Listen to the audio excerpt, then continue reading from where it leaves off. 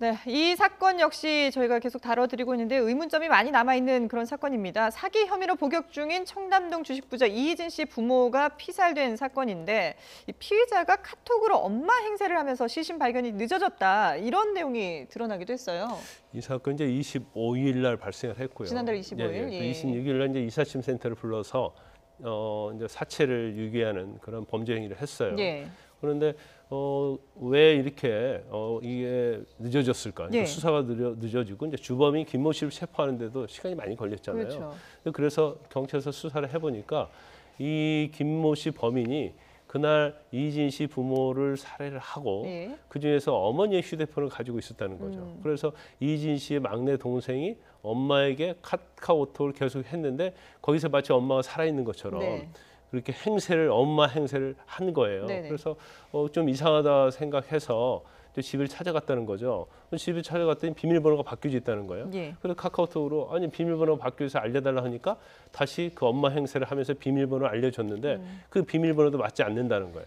그 다음부터 전화하고 카카오톡이 전혀 연락이 되지 않기 때문에 예. 지난 16일 날 경찰에 신고를 한 겁니다. 예. 그러니까 시간이 거의 뭐 한 20일 이상의 어떤 수사가 좀 늦어진 거죠. 그렇죠. 그래서 지금 경찰 입장에서는 이런 은폐의 행위를 했기 때문에 결과적으로 사체를 발견한다거나 이제 범인을 체포하는 데 있어서 시간이 상당히 지체가 됐다. 이렇게 밝히고 있습니다. 예.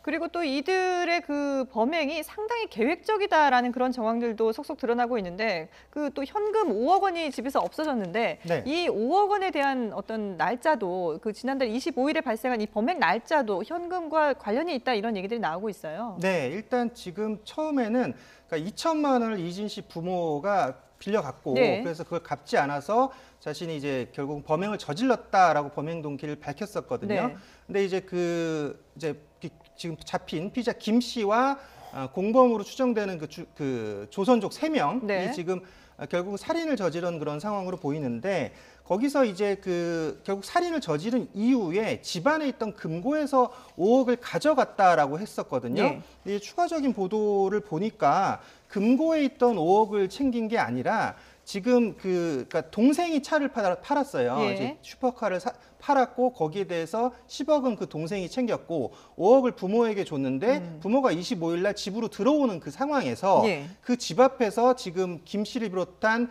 피의자 4명과 맞닥뜨렸고 이 4명이 그 집에 들어가는 상황에서 같이 따라 들어가서 5억을 뺏었다라고 뭐 추가적인 진술이 나왔다는 지금 내용이 있거든요. 네. 그래서 이런 것을 봤을 때는 처음에 범행 동기가 되게 혼선이 빚어지는 그런 상황이었거든요. 그렇죠. 왜냐하면 돈을 빌려준 사람은 그러니까 돈을 빌린 사람을 죽이지 않아요. 왜냐하면 받아야 되니까. 예. 당연히 거꾸로 동기가 보통 발생을 하거든요.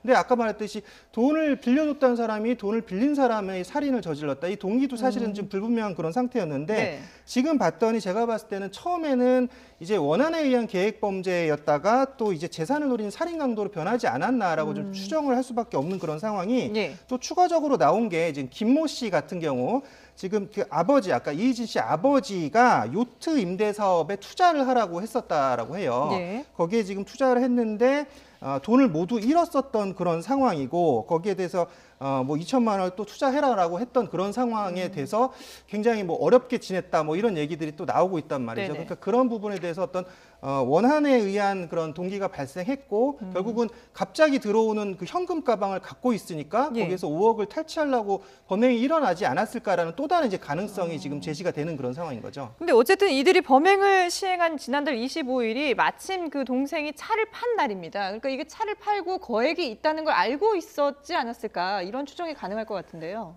맞습니다. 그날 이제 차를 팔았는데 네. 자동차를 거래한 이제 중고 브로커의 이야기에 의하면 5억 원을 현금으로 달라고 했다는 거예요.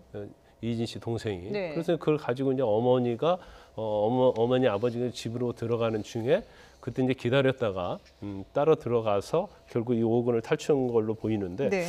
이거는 굉장히 좀 약간 의아한 측면이 있죠. 왜냐하면 일단 그날 이 고급 외제 차량을 15억 원에 팔았는데 예. 과연 이 돈을 부모가 가지고 올 것이라는 걸 어떻게 알았을까? 그러게요. 그리고 이게 사실 일반적으로는 그날 팔았다 하더라도 사실 현금으로 받는 경우가 많지 않거든요. 네. 그렇게 거액을 현금으로 그리고 받기 쉽지 계좌로 않죠. 입금하든지 예. 뭐 수표를 주든지 할 텐데 예. 이건 현금으로 가지고 있다는 것을 미리 알았다고 볼 수밖에 없지 않나 싶습니다. 네. 그래서 그렇다고 한다면 그날 이 외제 차량을 판매하는 과정 중에서 그 누군가를 알고 있었을 가능성이 크고 네. 그다음에 그 돈이 현금으로 바뀌어져서 어머니 부모님을 통해서 가져간다는 것을 알았을 가능성이 크다고 봐요. 예. 그래서 그 부분에 대해서 경찰이 아마 집중적으로 수사하면 또 다른 사실이 밝혀질 것 같고 이제 또 하나의 측면 자체는 저는 이제 개인적으로 볼 때 네. 과연 이 사람이 정말 주범일까라는 생각을 또 해요. 왜냐하면 지금 4명이 범죄 행위를 했는데 예. 그중에 이제 3명의 중국 동포는 중국으로 출국을 그날 저녁 11시 넘어서 출국을 해버렸잖아요. 그렇죠. 예. 근데 남아 있었단 말이에요. 그러면 남아 있는 이유가 아마 이제 돈의 배분이랄지 아니면 또 다른 범죄를 하기 위해서 남아 있을 가능성도 크다고 봐요. 네네. 그리고 본인 자체가 뭐 요트 사업을 하다가 망하고 아니면 2천만 원 정도의 어떤 주식 투자를 이희진 씨의 아버님으로부터 권유를 받고 하다가 이 돈을 다 날렸다고 그렇게 얘기를 하는데 예. 이 사실 자체도 사실은 신빙성이 좀 떨어진다고 봅니다. 네네. 그러면 제3자와 관련해서 이 5억 이외에도 예. 또 다른 또 돈을 목적으로 하고 있지 않았을까. 그래서 최종적으로 이제 그 돈을 탈취하게 되면 거기에 대해서 배분을 하고 그 다음에 이제 본인도 뭐 중국이든지 아니면 외국으로 갈 가능성이 있다고 봐요. 예. 그렇지만 지금 뭐 조사를 하고 있는데 사실 논리적으로 맞지 않는 얘기를 계속 하고 있기 때문에 네네. 실질적으로는 경찰에서 그러한 진술 자체를 탄핵할 수 있는 그런 것을 들이대면서 사실은 진실을 밝혀야 한다고 봐요. 그런 면에서 본다면 오늘 이 피해자 김모 씨에 대한 그 구속영장에 대한 발부 여부가 결정이 되는데 이런 신병 확보도 상당히 중요하지 않을까 생각이 네, 드는데요. 근데 뭐 이게 범행 자체는 뭐 강도 살인을 한 것 자체는 예. 명백히 드러나기 때문에 네. 뭐 구속되는 데는 별 문제가 없다고 봅니다. 예. 그러면 구속되고 나서 어떤 본인이 심정의 어떤 변화가 있어서 이 부분에 대해서 사실대로 이야기할지 어쩔지는 예. 두고 봐야 하는 거죠. 그렇군요. 알겠습니다.